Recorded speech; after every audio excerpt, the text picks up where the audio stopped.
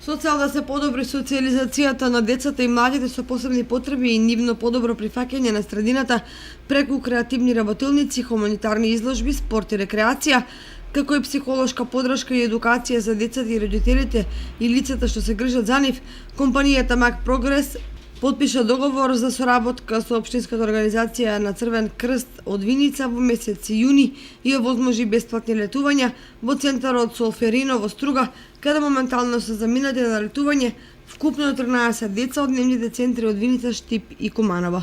Оваа активност се реализира како дел од проектот подобрување на социјализацијата на децата и млади со посебни потреби.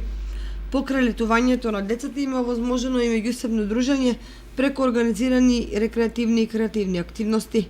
Мак Прогрес оваа донација обезбедува како дел од остварениот приход од продажба на својот најпродаван производ на македонскиот пазар. Со поддршката на овој проект, компанијата ги потврдува континуитетот во напорите за развој и благосостојба на луѓето во заедницата.